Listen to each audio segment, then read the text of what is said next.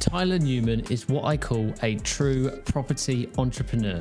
His journey started out in estate agency shortly after he left college. He then transitioned into the world of property investing by flipping single-family homes in the Midlands. And now, sitting here today, is the co-owner of 3 businesses within different verticals of the property industry. Right guys, today I'm with Tyler Newman. Tyler, thanks very much for joining me. And I've done a bit of an intro there for you. I just wanted to round off by saying, I think you've had a very good upbringing. Mm-hmm. You yourself talk about how your parents have been good role models for you. I can tell you're very driven from watching your content, and I know that you very much have the similar values to me, which is respecting your health and your fitness. For sure. If anyone wants to obviously see a bit more about your upbringing and stuff, I know you've covered that in previous podcasts. So today I wanted to skip past that, go straight into some perhaps valuable questions for people. And the first one being, you as a business person, you've gone on to do lots of things and lots of developments, but if you were stripped of all of that tomorrow, okay, so no businesses, no cash flow, no actual, I guess a small amount of capital to get you started, let's say £10,000. Sure. Maybe even no connection, so really taking everything off, what would you do in order to get yourself back up to, I guess, £1 million business or £1 million in terms of asset value? What would your stepping stones, or what would your steps be to get you there? I mean, this is like one of the most, well, and first of all, thanks for having me, Justin. I'm really excited for this. And I think one thing I love about you out of kind of the personal brands in the property space is definitely one of the most transparent and authentic. So appreciate that, thank you. And I think that's key. But yeah, the question, probably one of the most common Instagram messages I get, I'm sure you're the same, I've got £5,000-10,000. So I think the first thing you've got to understand that if you want to invest £10,000 and you put it into an asset, whether that's property, stocks and shares, crypto arguably, you're not going to turn that into £100,000 overnight. And if something has the potential to have a 10x return, that also comes with a lot of risk. So yeah, some cryptos might have 10x, 100x, whatever, but at the same time, a lot of them have gone to zero or are extremely volatile. So I wouldn't think too much about what I'd invested in. I'd think one thing I know we share the same thought process around is the first priority of focus should be increasing your income, because like cash flow is one of the most important things. It should be your first kind of focus, and you want to generate as much free cash flow as you can. It's going to allow you to save up a lot of money a lot quicker. And the question I tend to ask people is, I ask them, how much do you make per month? And how much you're left with at the end of the month after your paycheck, after you've paid your rent, mortgage, bills, whatever. And they'll say maybe, I don't know, a few £100, £1,000, a couple of £1,000. Then you ask them, well, how many months is it going to take you to save up for a deposit, plus maybe the money for a refurb and stamp duty, whatever? It's going to take you quite a long time. And so actually your first focus is, how can I save money a lot quicker, generate more cash flow? Which is easier said than done. But from what I believe, the best way to do that is to kind of build high value skills. Sales and marketing, I think, are the 2 most valuable skills anyone can learn. So if I was to start from scratch, I'd try and come up with a product or service that I could sell. And I'd find a particular avatar, a type of audience that I can sell that product to. And I know if I got really good at that and I built a great product or a service, I think to get to kind of £10,000 per month is pretty realistic. Could take you a month, could take 6 months. So that could be anything. That could be like a deal packaging business where you're sourcing deals for other investors. That's a service where you can charge £3,000 to £5,000 per deal that you do. It could be an agency-based service business, so social media marketing or email copywriting, where you charge £2,500, £3,000 per client. It could be working as a self-employed estate agent, which we'll dive into, so that'd be my first focus. But then to get to £1 million business, if that's £1 million revenue as a business, that's when you need to start building a team and scaling in that sense. But £1 million in assets, that's where you're going to have to raise money and work with investors and bring on partners that can partner on projects that you otherwise wouldn't be able to get into. I guess otherwise you're constantly playing the game of trying to save your own capital, and it'll be building it up one by one? 100. If you look at anyone that's built a substantial property business, whether it's Blackstone, biggest private equity real estate firm, whether it's Donald Trump or anyone else, or the example I always refer to is if you look at One Hyde Park opposite Harrods, the famous development the Candy Brothers did, you go to the Wikipedia page, it says it was a joint venture between a billionaire from Qatar and the Candy Brothers and £1 billion loan from a German bank. But like Blackstone, for example, it's all investors. Anyone that's built a substantial property business have partnered with other people, because depending on your own capital, it's going to take a very long time. Yeah, that makes sense. And you've said so many good things there, so much to unpick from that. But the main thing for a lot of people at that level will be bringing in cash flow then. And, how can we start with the cash flow? Obviously, as you said, it could be a product, it could be a service. Based off the fact they're probably interested in property, if we go more down the property rabbit hole rather than just talking about any business, apart from estate agency and education, because I know you've got experience in those businesses, sure. If you had to pick a property-based cash flow model, which is typically deal sourcing or rent-to-rent, do you have a preference, and what are the reasons behind that? That's a great question. I mean, I've got good friends that do very well with the Airbnb or serviced accommodation rent-to-rent model. A friend of mine, Bradley, who I speak to quite a lot, who I've done a couple videos with on my YouTube, he does really well off it, and he sometimes raves to me kind of how easy it is for him. But it's easy because he's done it for a very long time and he's mastered that skill set. Deal packaging, I would go down the route of that only because of my estate agency background.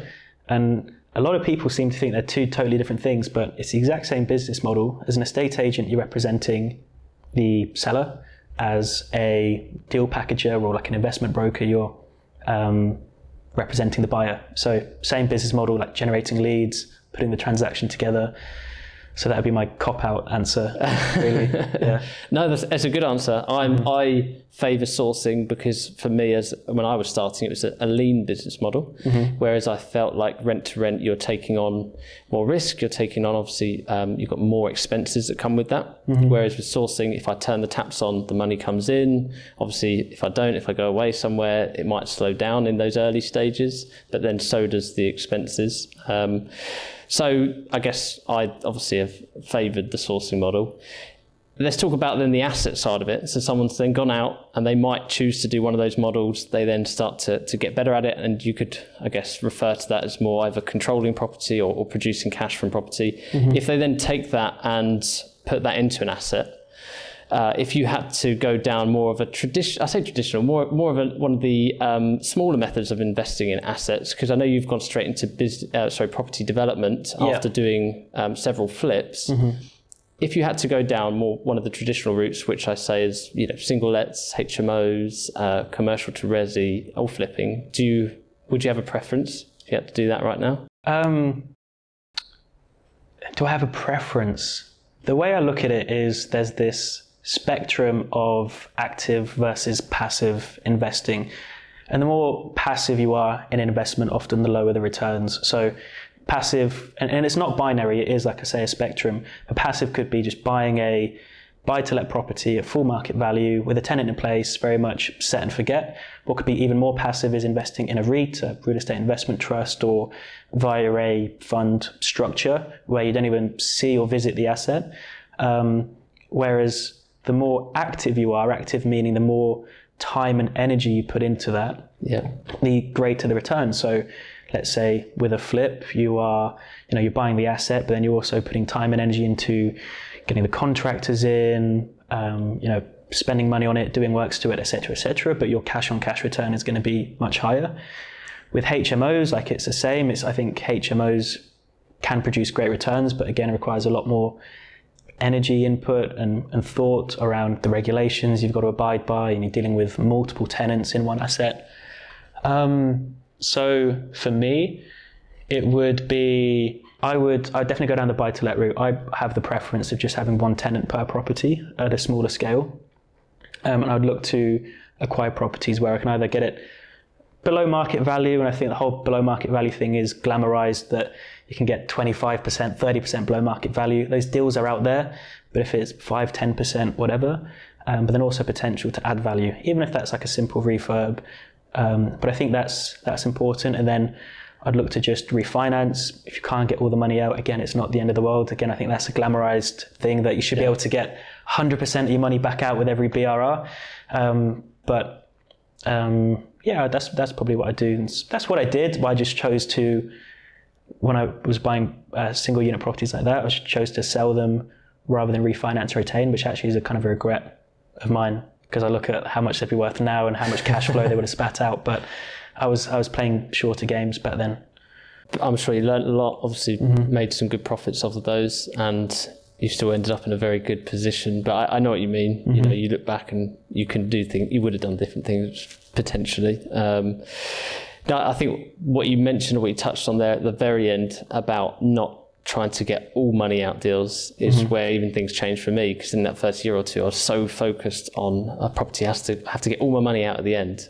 And then I took on a mentor, funnily enough. He said, well, would you still be happy if you left 10 grand in? I was like, oh yeah, you get a 10 grand house. He was like, well then go and find some of them then. And exactly, that's slightly gone up over the years. And now obviously I work with a lot of investors and they're, 15,000 or, whatever left in, they're still a great investment, still offers a great return on investment. So no, it's really interesting. I had no idea what you were going to say to that. So that's good. It's good to get your thoughts on it. I do want to spend some of the time that we've got together today tapping into your business mindset, because as I've already alluded to here, you've got 3 businesses, and I do think that is where your greatness and your potential has clearly shone through the last few years. And I admire your kind of business acumen. If you've got the 3 businesses, the development business, you've got the education business, and then you've got the estate agency. I haven't missed anything there, have I? No, that's all 3. That's good. Yeah. 3 strong businesses and brands. If you had to say, which one of those, I guess, is your legacy play? Which one is the one that you want to be known for, if you could pick one? I mean, first of all, greatness is a big word to be thrown around. Definitely not anywhere near greatness. I think that's a lifelong pursuit. But legacy play, I mean, I have a different plan for each. Some of them kind of longer term time frames. Luxury Property Partners, I've got kind of a 5 to 10 year plan. That's a business that I don't take any money out of it. I'm just want to reinvest and grow. And it's something we're building for enterprise value. I think if you look at anyone kind of on the rich list or has acquired a substantial amount of wealth, oftentimes it's come from selling a business or building a business that is valuable. And with the education business we have, it's a great cash flow business, but in terms of enterprise value, if I was to sell that business tomorrow, it's not going to be worth as much as something like the agency brand. So that, I might be doing that for another year, another 2 years, another 5 years, I don't know. And then Newman Rose, the actual development business, and next year as well, I haven't mentioned this before, we're going to be launching a bit more an investment arm as well, so not just development, but investing and buying cash flowing matured assets. That's a game I want to play for the next 40, 50 years of my life. And that's one thing I love about property, is that you can just play this game. It's almost infinitely scalable. You can play it for long-term time horizons. The legacy play, definitely the investment business. Interesting. Yeah. You said something there which was about the other 2, building enterprise value, and more from a personal standpoint, maybe anyone watching might want to know the same. Is there a reason why you believe there's a lot more value behind the agency business than the coaching, the education business? The education business doesn't have a lot of, I think moats is the term that's used. It's another word for competitive advantages, as in it is, although we build great products, we've only got 1 product at the minute, about to launch another one, but product we're proud of, and we do a lot to kind of make it very hard for other people to compete with us. At the end of the day, there is a selection of other education offerings out there for people to choose. It's just the market size and the value of what the revenue potential just isn't as big as with Luxury Property Partners. So it's a much bigger market. The revenue per transaction or per sale, per client, whatever is much higher. There's a recurring revenue side of things as well with the agents that join us. and as brand equity as well. There's an actual brand that has strong presence in a marketplace is more valuable. So that's really interesting. So, and I guess then the estate agency might be looked at from someone that was looking to acquire it. They see more overall potential. They see more avenues to grow that revenue, take it on a big scale. Is that summarise it? It will likely be a strategic buyer that maybe comes in and might be one of the prominent brands from the US, like could be anyone, could be like Berkshire Hathaway Group over there. We've got a real estate business. They might want to take it to Dubai. They might want more presence in Europe. They might want to incorporate a mortgage business into it. It will likely, they'll aggregate it as part of a bigger portfolio that will make it more valuable and sell it on to another fund who's got even more billions of pounds. I don't know, but that's a long way away. But I wanted to spend some time on that just to get your thoughts. I'm learning a lot just from asking you that. And whilst we're on the estate agency, you're sort of mixing up, you're changing the model slightly, and a few others, in the sense that you are applying the more self-employed agent model. I don't know if that's the best way to put it. Whereas when I was an estate agent, 2009 to whenever it was, 2016, it was very much, base salary, terrible commission structure too. Do you think that's all about to, I think it's a bit of a loaded question. Do you think that's all about to change? Yeah.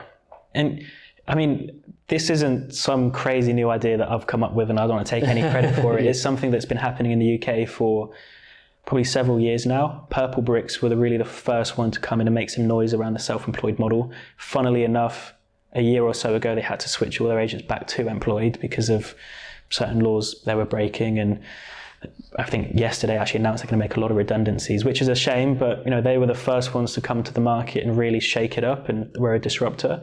But this new model of agency has existed in the US, Australia, South Africa, pretty much every other country in the globe, apart from us. And in terms of estate agency, we are like the least respected, least profitable, and it's just a broken industry. And the problem is, like you alluded to, with a traditional model where an agency business has a high street office and that's one cost they've got to pay. They've then got loads of admin staff in that office which don't produce any revenue. And then the agents go out and they compete on price rather than value. And what that means is it's just a question of which agent can do it for the cheapest. If they end up charging 1%, 0.75, 0.5%. I think when Purple Bricks first came to the market, it was like 7.95 or something. And so by the time that small amount of money's come in for a huge amount of work, the brand has paid for their office premises, their insurance, cleaners, maintenance, the admin staff.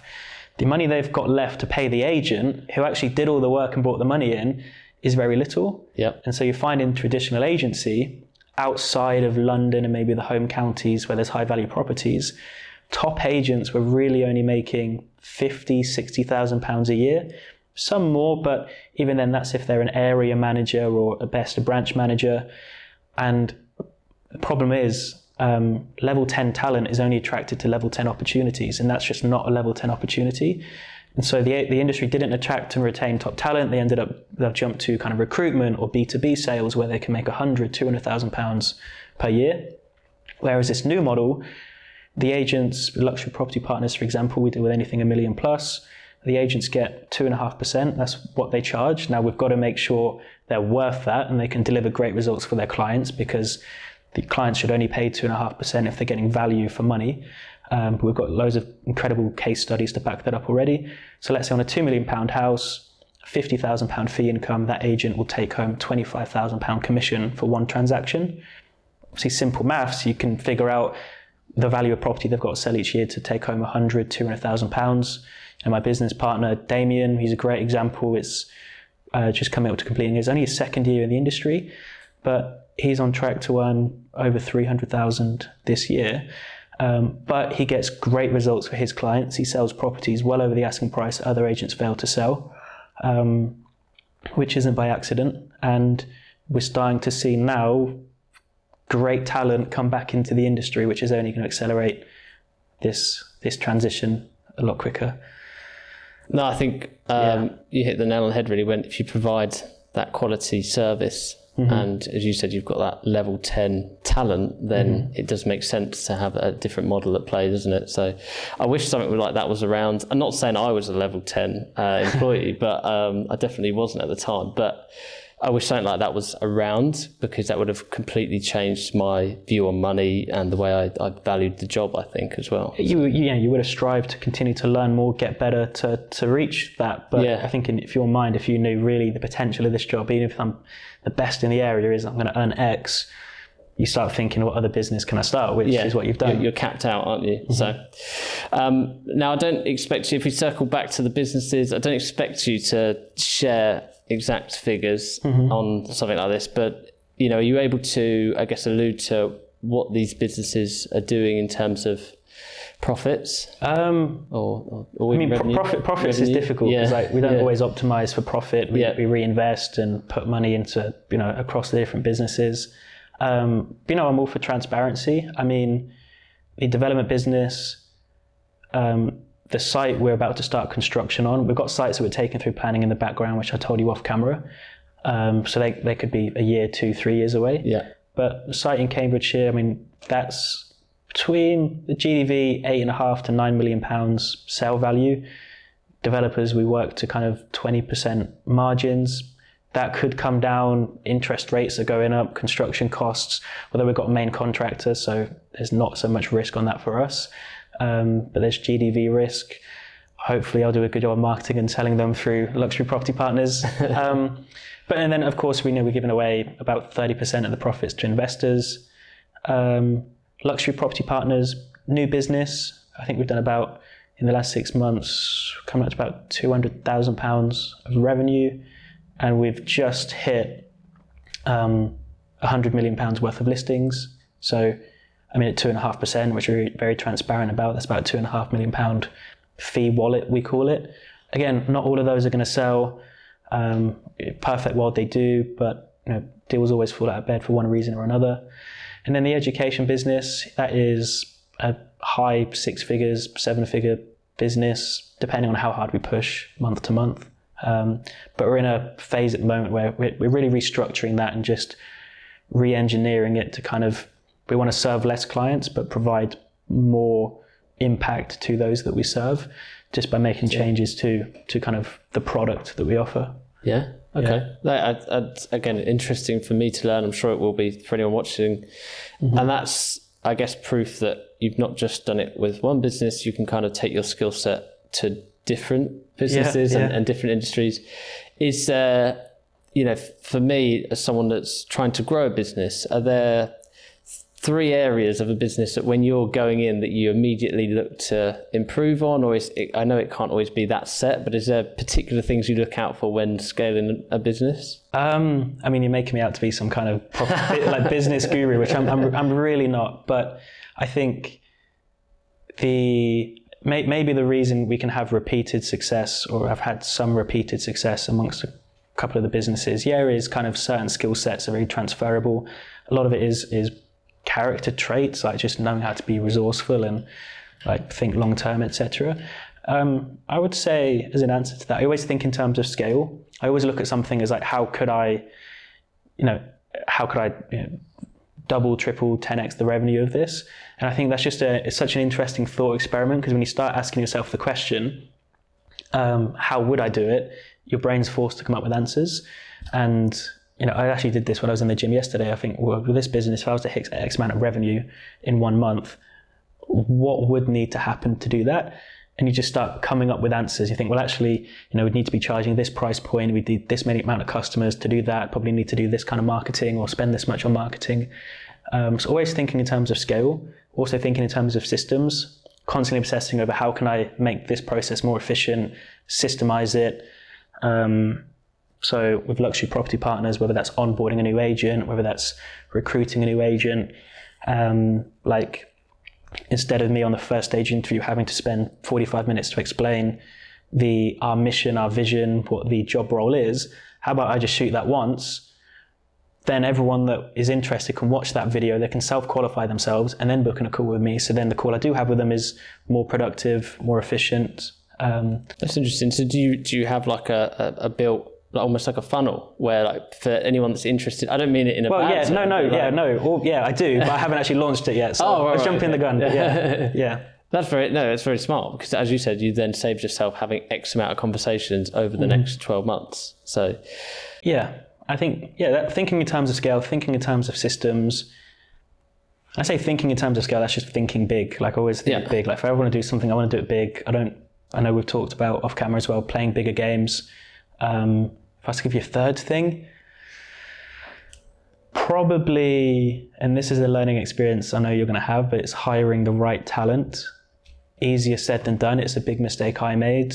Not that I hired too quickly, wasn't clear on what exactly I was hiring for, and then also being a leader with that talent. But if you can get good at attracting the right people, Stephen Schwartzman, founder of Blackstone, he's the one that said level 10 talent is only attracted to level 10 opportunity. And he believes Blackstone's just known for having amazing culture. Anyone that's best of the best in finance, they might go to Goldman, a lot of them go to Blackstone. And it's the talent they've got in that business that's allowed it to become kind of number one in the real estate space. So just have ruthlessly high standards when recruiting. That's good. I was going to ask you about hiring anyway, so that works out well. That's something I'm focusing on, or putting time into. And I think I find it a struggle, because I let myself get to the point where, I went from the point where I didn't need someone, I had enough time to do everything to myself, to quickly where now I've not got enough time to do everything. So then to take someone on at the point where you've almost hit your full capacity means that I then struggle to take someone on. Hire when it hurts. That's what they say. Is that what it is? So it's when it starts hurting, like in the position you just mentioned, that's when you should hire. Okay, so I'm at the right point then. You're at the right point. Okay, that's good. And do you have any tips, just quick tips or anything that comes to mind when hiring, other than what you've just mentioned there? It's just... get really clear on what the role is for yourself, what exactly you want them to be doing and what output you want them to have, and make it an attractive opportunity, whether that means having to pay them a little bit more. Okay. There's two really good ones there. Yeah, there's loads. But then I think character traits are so important. Really spend a lot of time figuring out what are their character traits, because if they've got the skills and knowledge, great, but what character traits do they have? Because those are the things that are equally as important. How resourceful are they? How much initiative do they have? Are they solution focused, problem focused? Those kind of things. Okay, yeah, solid. Thank you for those. And I know for you, running these three different channels, three different businesses, I kind of I've kind of got the same going on, in the sense that I obviously invest in property. I've got my sourcing business, my training business, and also I do YouTube, I guess, and then my construction business, which is a newer thing. I feel like I've spread my time thin, and I often have the thought in my head, and I guess you hear things from other entrepreneurs that you do much better if you put all your time, all your channel, all your focus into one.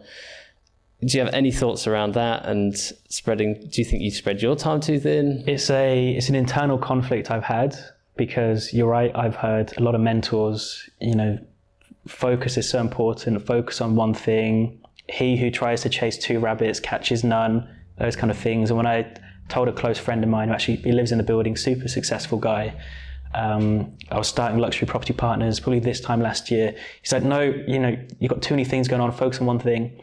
But it was too good of an opportunity not to go ahead with it. I think the first answer is I'm very fortunate that I've got amazing business partners. Like, whenever I talk about our development business, I always feel like I shouldn't be talking about it without Rosie sat next to me, because she is a wizard. That is very much a 1 + 1 = 3 partnership. We both bring so much to the table in different areas. So together we do really well, and there's no way we'd have the pipeline or the success we've got in that business if it wasn't for her.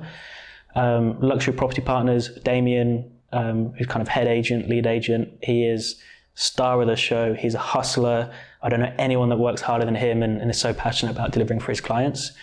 And then, in terms of the way I think about it now is, one, it's forced me to get better at hiring the right people and delegating more, which is really good. It's forced me to kind of systemize more things. So that constraint has kind of made me more resourceful. then I also think of it as, and this was, I spoke to Daniel Priestley the other day, who's a great author. I actually had him on our podcast. And I asked him this question because he's same thing. I was running a lot of businesses. He's got loads of things going on. Right. And he said in his mind, for me, it's just, I've got a property business, and underneath that umbrella, there's three different things. There's agency, the education, and the investment development business. And I think of it like Apple, like Tim Cook, CEO of Apple. Apple's got an iPad business, they've got a music streaming business, they've got a phone business, they've got, like, the list goes on and on and on. But within each area, within each business, you've got teams, you've got product managers, you've got presidents of each one. The hard part is the 0 to 1 part of the business. Mm-hmm. So if you're just launching a new business, that's when it does require a huge amount of time, energy, and focus to really get it off the ground, because it's very hard to say hire great teams, hire great people if the business has got no revenue or not raised any money. So I think if you are launching a new business, go all in on that. And but I'm at a point now where I've figured it out. I spend 8 a.m. to 9 a.m. We do an hour training with the Luxury Property Partners team every morning. I then have deep work block till about 1 p.m. where I work on other parts of the business, calls throughout the afternoon, and it works. Great teams that get on with it. So very lucky in that sense. Yeah, I think that's a really nice way to put it. We're lucky to have the opportunities that we do in front of us. It'd be worse to have it the other way and have nothing to be chasing. So that's good. And for me, a huge thing before I started my own business, and even when I was getting started, was, I guess, having limiting beliefs and not thinking I could earn more, or thinking I could do certain things. I still feel a bit like, I don't know, who am I? I feel like a bit of an imposter sometimes. But is there anything, or any particular quote or principles that you live by that have helped you to push through the limiting beliefs that you've had along the way? Such an interesting question, and something I'm passionate about. I mean, growing up, I know we didn't really touch on it, but the one benefit I had growing up is there was never money given to me to do whatever. And but the one thing that I was taught was really good character traits, and certain mindset things. Like, I was never allowed to use the word can't at home. That was the C word. You never can say I can't do this, because he who says he can, he who says he can't, both usually right. Like, times I heard that from my old man. Things like don't make excuses, don't complain. All of those things, all of those values really stuck with me.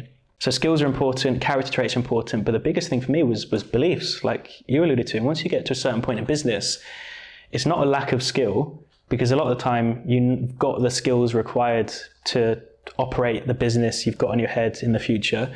You've got the same character traits, like they've got you so far, if being resourceful, being solution focused, thinking big, etc. Beliefs are the difficult one, and a lot of them are so deeply rooted and you're not even conscious of.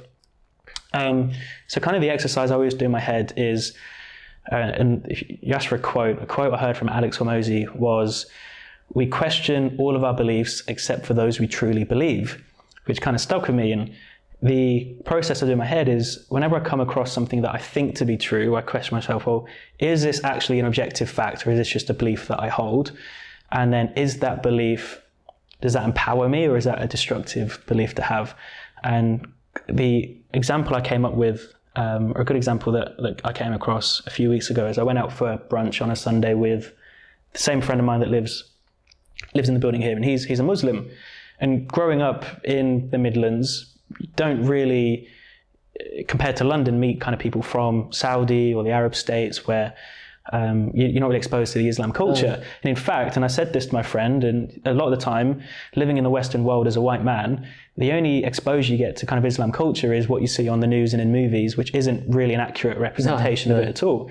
And I'm open to saying that. But then you meet a lot of people in London that are maybe Saudi, Arabic, and they're you begin to see their religion is so pure and so, and the nicest people you ever meet. And I was asking about Islam, and he asked me, he was like, what's your religious beliefs?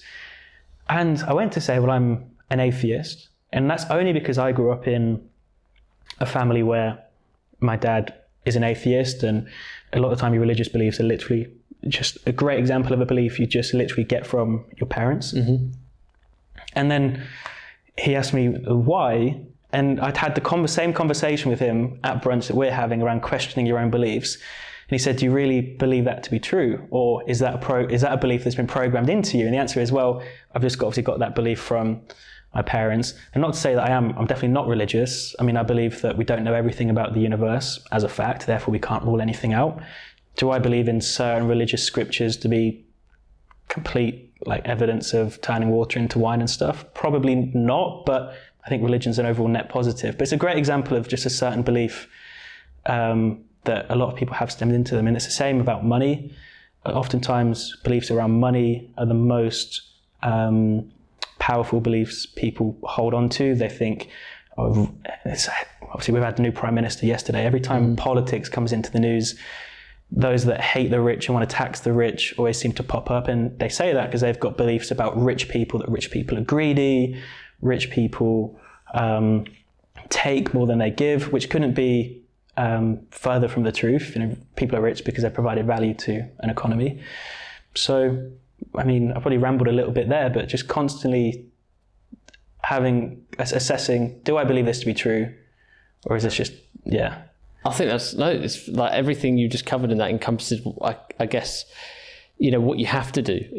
I guess maybe I've done that a few times, but not even realised it. Certainly around financial, because obviously I think that's where my head has been the last 12 months in trying to grow a business. But I think, yeah, you can apply it to literally anything. So I think that's a fantastic place to leave things, and just want to thank you for your valuable time, for letting us. Thanks for coming down. For hosting us in your wonderful apartment, and really appreciate you coming on, and great to finally meet you. Yeah, and you. Cool. Thanks, Justin.